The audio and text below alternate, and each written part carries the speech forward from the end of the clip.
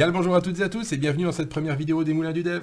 Aujourd'hui on va parler des snippets. Alors les snippets, qu'est-ce que c'est? Pour vous expliquer, on va partir sur un cas simple. Lorsque par exemple on écrit une classe et qu'on souhaite ajouter des attributs à cette classe, eh bien on va être amené à écrire plus ou moins les mêmes portions de code pour chaque attribut, c'est-à-dire la déclaration de l'attribut et puis éventuellement les setters, les getters qui vont avec. Bon, quand on a un seul attribut ou deux, ça va relativement vite. Par contre, dès qu'on en a plusieurs ou quand on a plusieurs classes à développer, on s'aperçoit que c'est assez redondant et c'est pas super fun de, comme ça, s'amuser à déclarer plein de paramètres les uns à la suite des autres. Les snippets vont donc nous apporter des choses super intéressantes, c'est-à-dire qu'on va pouvoir créer des modèles de code, les snippets, et qu'on va appeler directement à travers un raccourci.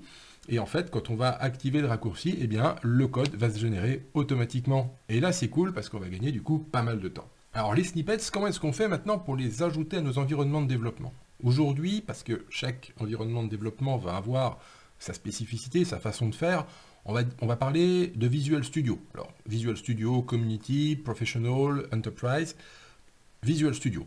Pour Visual Studio Code, c'est un petit peu différent. On est sur une autre forme d'intégration et de déclaration des snippets. Donc, je ferai une autre vidéo spécifique à Visual Studio Code.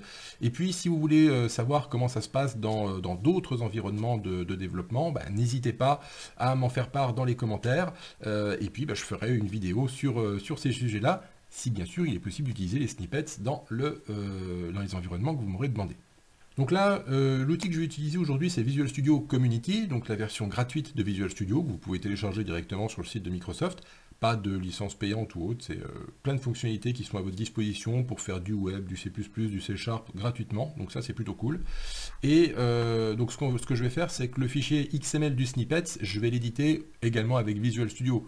Mais bien sûr, vous pouvez utiliser le Notepad++, le bloc-notes, bref, n'importe quel éditeur de texte que vous souhaitez, ça marchera également. Alors, sous Visual Studio, que ce soit la version Enterprise, Professional ou Community, qui est la version gratuite, pour intégrer les snippets, en fait, ça va fonctionner à l'aide d'un fichier XML. Ce fichier XML, on va récupérer un squelette de base qui est fourni par Microsoft, en fait, indirectement. Je vous mets le lien dans la description pour que vous puissiez le récupérer. Et puis, je vous mets également un lien sur directement un fichier XML de base que vous pourrez réutiliser dans vos développements. Et donc, le lien vous ramènera directement sur le site lesmoulinsdudev.com, le site des moulins. Donc la structure XML en fait elle est ultra simple, c'est-à-dire que vous avez code snippets, donc une balise qui encapsule un ou plusieurs snippets, donc vous pouvez mettre plusieurs codes snippets à l'intérieur de dans un même fichier, tout simplement. Ensuite dans l'entête, on va pouvoir indiquer le titre, donc en gros c'est le nom de votre snippet. Donc le premier qu'on va faire, c'est un snippet to add member to a class. Donc en fait simplement voilà, on va pouvoir ajouter des attributs à une classe à l'aide de ce snippet là. Ce qu'on va tout de suite pouvoir rajouter également, c'est un raccourci, donc le shortcut. Et en fait ce fameux raccourci, ça va justement être le mot-clé qu'on va taper dans notre éditeur, donc ici dans Visual Studio. Ensuite, on fera une tabulation et ça intégrera directement l'extrait de code ou le snippet qu'on aura généré. Donc au niveau du shortcut, ici, on va mettre member, tout simplement. Donc à chaque fois que je taperai member et que je ferai tabulation, eh bien, ça m'intégrera directement mon snippet dans mon code. Ensuite, au niveau du langage, on va indiquer ici qu'on va travailler en TypeScript. Là, l'objectif, c'est de créer un snippet pour intégrer des attributs dans une classe TypeScript. Et enfin, on va pouvoir indiquer ici dans la balise CData, et bien justement, le morceau de code qu'on veut intégrer directement à notre source. Alors, dans un premier temps, on va le faire simple. On va faire vraiment un snippet qui génère du code, tout bête. Et dans un deuxième temps, on verra qu'on peut rendre ce code paramétrable, c'est-à-dire intégrer des paramètres dans le code qui vont être demandés au moment de la saisie du snippet. Alors, notre code ici pour intégrer un attribut, c'est simple en fait. La première chose, c'est que l'attribut de la classe, il va être privé. Donc on va faire un private, le nom de notre attribut. On va indiquer le type de l'attribut. Donc là, pour le moment, je mets simplement name et type parce que je ne sais pas quel va être le nom de l'attribut ni quel va être son type. Ensuite, on va proposer un getter et un setter. Alors, pour le getter, on va le mettre en public. Donc, on va faire un public get le nom de notre attribut, le type. Donc, on retourne un objet du même type que notre attribut. Et donc, on va faire un return this._name. Et puis ensuite, on va s'occuper directement du setter. Donc on va faire un public set name qui prendra comme paramètre une valeur du même type que notre attribut. Et simplement ici, on va faire un this.name est égal à value. Voilà. On a écrit notre bout de code, et en fait, quand on regarde bien, c'est bien ce morceau de code-là qui va être utilisé à chaque fois qu'on a déclaré un attribut. La seule chose qui va varier, ça va être le nom de l'attribut et le type. Alors maintenant, on va enregistrer notre snippet. Donc, on va l'enregistrer comme ceci. Ce que je vais faire, c'est que je vais aller dans mon dossier Visual Studio, Code Snippets, et donc TypeScript. Je vais me mettre directement là-dedans. Et donc quand vous enregistrez votre snippet, faites bien attention, on va l'appeler ici member et on va changer son extension pour pas que ce soit un fichier XML mais un fichier snippet. Alors pourquoi c'est important de faire cette modification là? Tout simplement quand vous allez importer votre fichier dans Visual Studio, si jamais il est au format XML, en fait il va y avoir un filtre dans l'explorateur de fichiers et il ne vous affichera que les fichiers snippets. Donc si vous voulez pouvoir accéder à votre fichier et l'importer dans Visual Studio, c'est important qu'il ait la bonne extension. Voyons comment est-ce qu'on peut intégrer notre snippet directement donc dans notre environnement de développement. Donc on va aller ici sur le menu outils et on va aller sur gestionnaire des extraits de code. À partir de là, donc, on va aller se placer sur le langage qui nous intéresse. Donc ici, on va prendre le langage TypeScript. Ensuite, on va faire simplement importer. On va aller dans notre dossier, donc Visual Studio, Code Snippets. C'est du TypeScript, my code snippets. J'ai bien donc mon fichier member.snippet et comme je vous disais tout à l'heure, au niveau des filtres sur les extensions, on voit qu'il n'y a que snippet. Il n'y a même pas le filtre all files qui nous aurait permis d'aller chercher éventuellement le fichier XML. Non, il est vraiment ultra rigoureux là-dessus. Il faut que ce soit une extension snippet, donc pensez bien à changer les extensions de votre fichier. Donc à partir de là, je sélectionne mon fichier, je fais ouvrir, terminer. Et donc à partir de là, quand je suis dans un fichier TypeScript et que je tape member, tabulation, j'ai mon snippet, mon bout de code qui apparaît automatiquement. Donc là, on est sur un bout de code vraiment brut, hein, c'est-à-dire qu'on est juste sur une recopie du code qu'on avait mis dans le snippet et qui apparaît dans notre code source. Ce qui pour le moment est quand même pas encore super optimal puisque je suis obligé de renommer partout où il y a marqué name par le nom de mon attribut et partout où il y a marqué type par le type de mon attribut. Donc, on va voir maintenant que les snippets, on a la possibilité de les rendre paramétrables. Pour cela, je retourne sur mes snippets et donc ici, en fait, ce qu'on va faire, c'est que tous les éléments qui sont censés être paramétrables, eh bien simplement, on va les décorer avec un dollar de part et d'autre du nom de paramètres. Donc ici, par exemple, name va devenir underscore $name$, c'est-à-dire que le underscore, lui par contre, je veux le conserver, et je vais la coller à la valeur que l'utilisateur va saisir pour remplacer name. Et de la même façon, type va être un paramètre, et donc je vais remplacer comme ça partout name par $name$. Pareil pour type, on va l'encadrer de $ de part et d'autre. Ici, name, on fait la même chose, et voilà. Et à partir de là, en fait, on a indiqué que dans notre code, il y a des éléments qui doivent être paramétrables. Simplement, il va quand même falloir qu'on ajoute quelques informations dans le snippet pour que Visual Studio comprenne un petit peu ce qu'il doit faire avec chacun de ces paramètres. Et donc, on va ajouter à la suite ou avant la balise code de notre fichier, on va rajouter une balise déclaration. Donc comme ceci, et dans ces déclarations, et bien justement, on va déclarer les différents paramètres qui sont présents dans le code de notre snippet et voir un petit peu qu'est-ce qu'on peut faire avec. Donc la première chose qu'on va faire, c'est declarations, on va créer une balise littérale qui correspond en fait à un paramètre, hein, tout simplement. Et dans cette balise littérale, donc, on va rajouter une balise ID qui représente le nom de notre paramètre. Donc tout à l'heure, en fait, c'est ce qu'il y a simplement entre les deux dollars. Donc là, j'avais un paramètre qui s'appelait name. Donc je recopie son nom dans la balise ID. Ensuite, je peux donner à ce paramètre une valeur par défaut, avec une balise default. Donc par exemple, moi je vais laisser name. Et on peut également indiquer une tooltip. Donc en gros, simplement, ça va être une infobulle qui va apparaître sous Visual Studio. Quand vous allez arriver sur ce paramètre-là du snippet, eh bien vous allez avoir une petite infobulle qui va vous expliquer, qui va vous décrire qu'est-ce qu'on attend comme valeur pour ce paramètre-là. Donc là, moi je vais mettre name of the class member. Voilà. Et puis ensuite, on va recréer un littéral. Cette fois-ci, ça va être pour le type de notre attribut. Donc pareil, en valeur par défaut, je vais mettre type, mais si par exemple vous êtes dans une situation où vous savez que vous allez avoir un type, ou en tout cas qu'un des paramètres va prendre une valeur quasiment systématiquement, mais que vous voulez quand même pouvoir la changer, eh bien vous pouvez affecter une valeur par défaut. L'intérêt, c'est que dans 90% des cas, peut-être ce sera cette valeur par défaut qui sera utilisée, et ce sera encore du temps en moins pour vous à faire des modifications de valeur lorsque vous intégrez le snippet. Et donc là, simplement, au niveau de la description, je change type of the class member. Cool. Donc là, on a modifié le snippet, on a intégré des paramètres, on les a associés donc à des littéraux dans la partie déclaration. Et vous avez vu, c'était super simple. Ce qu'on va faire maintenant, je reviens sur le code TypeScript. Je vais retourner dans les outils, le gestionnaire des extraits de code. Et donc, on va réimporter notre fichier. Donc, code snippet, TypeScript, my code snippet, member. Là, à nouveau, il va nous dire, hey, ça existe déjà, c'est pas grave, on remplace. Et vous allez voir que cette fois-ci, si je tape member et que je fais tabulation, le paramètre name, cette fois-ci, est surligné avec le curseur qui clignote à côté. Et donc là, je peux directement taper attribut 2, passer avec tabulation sur le type. Cette fois-ci, je vais indiquer que c'est une chaîne de caractères. Je refais tabulation.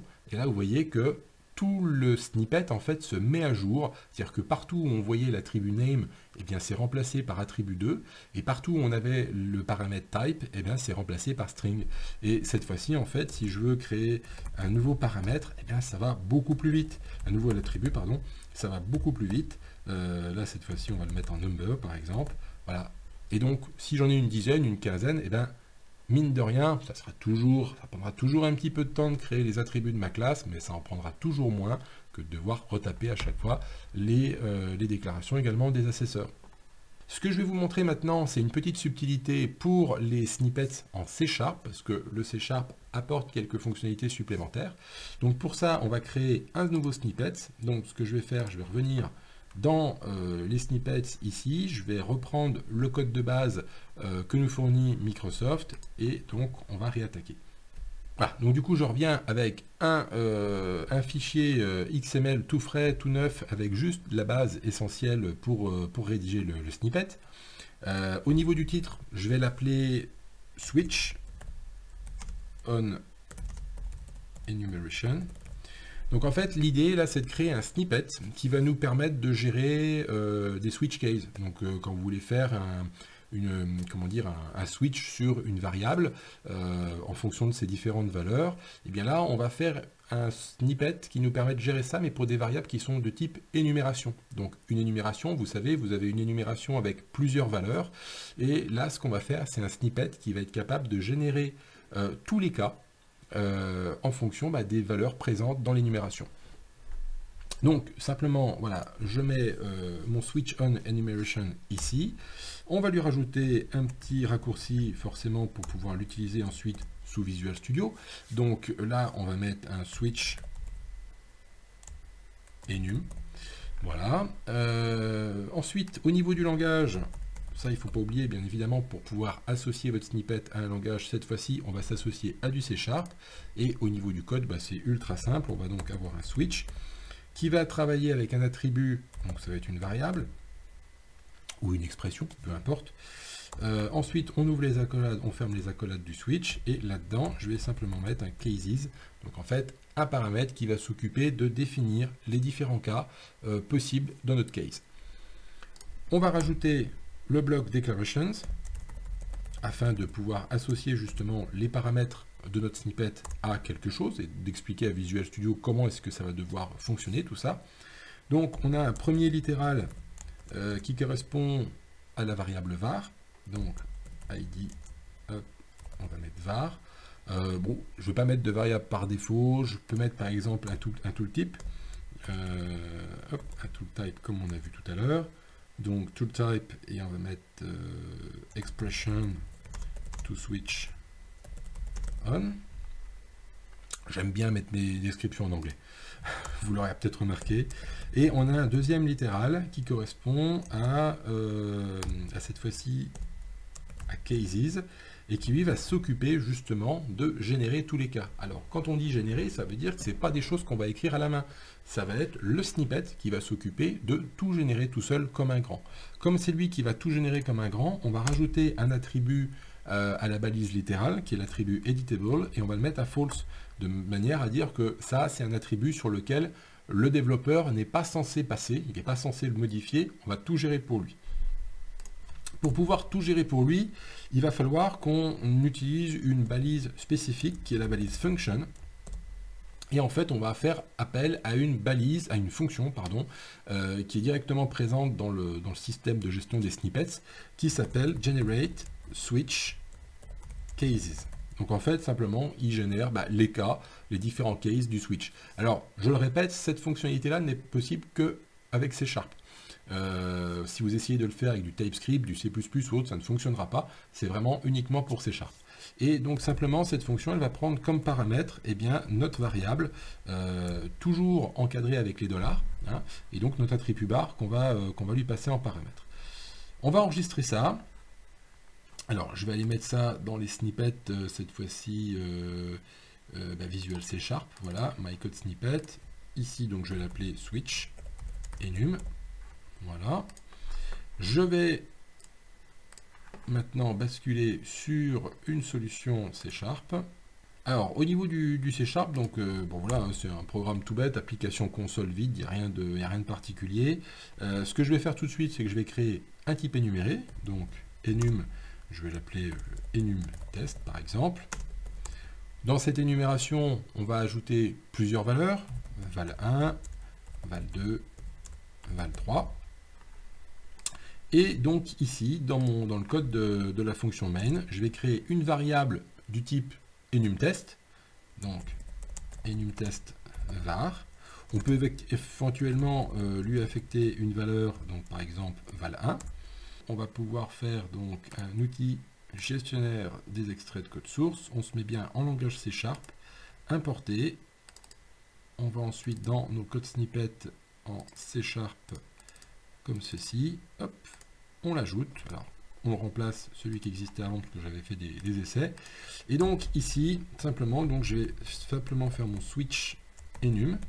Je fais une tabulation et vous voyez donc tac, on a déjà le switch qui se met en place. Ensuite, j'indique que je vais travailler avec var et il me suffit de cliquer à côté et j'ai directement tous les cases qui sont générés. Reste plus qu'à écrire le code pour chacun des cas, mais en tout cas déjà toute cette syntaxe-là est déjà prête à l'emploi. On est sûr de ne pas oublier de cas. Donc ça peut être important. On a le default qui est intégré. Bref, tout est déjà prêt à l'emploi et ça, c'est super cool. Donc vous l'avez vu, les snippets avec Visual Studio, c'est super simple. On crée un fichier XML, on n'oublie pas de changer l'extension en .snippet, on l'importe et ça y est, ça fonctionne. Il n'y a plus qu'à utiliser le raccourci que vous avez défini dans votre snippet et ça tourne. En plus, avec 2-3 petites fonctionnalités supplémentaires pour le C# qui permettent d'apporter 2-3 petites choses, il n'y a pas 36 fonctions, hein, il en existe 3. Je vous mets le lien dans la description pour accéder à la documentation des snippets sur le site de Microsoft. Et puis, comme je vous l'ai dit, je ferai une vidéo spécifique avec les snippets pour Visual Studio Code. Et encore une fois, si vous avez envie qu'on regarde dans d'autres environnements de développement comment ça se passe, comment on peut les intégrer, eh bien n'hésitez pas, vous mettez tout ça en commentaire et puis on essaiera de faire des vidéos là-dessus. Si vous avez aimé cette vidéo, eh bien n'oubliez pas bien sûr de vous abonner, de mettre un petit pouce bleu si ça vous a vraiment plu. Les Moulins du Dev, c'est également un live tous les jeudis soirs à 17h30, donc sur lequel on va aborder différentes thématiques autour de la programmation, que ce soit sur des langages, des technologies, de l'embarqué, bref, ça dépend un petit peu de l'humeur, mais surtout des votes que vous pouvez faire sur le site lesmoulinsdudev.com où vous allez pouvoir justement indiquer quels sont les sujets que vous souhaitez qu'on aborde lors des prochains lives. Et bien sûr, on pourrait également envisager de faire la même chose pour les vidéos YouTube, c'est-à-dire que si je vois qu'il y a des thématiques que vous nous présentez qui ne permettrait pas de durer le temps d'un live, parce qu'un live en général c'est quand même 1h30, entre 1h30 et 3 heures on va dire, eh bien ça pourrait également faire l'objet de vidéos. D'ici là, portez-vous bien, je vous souhaite une excellente journée à toutes et à tous, et je vous dis à fort bientôt.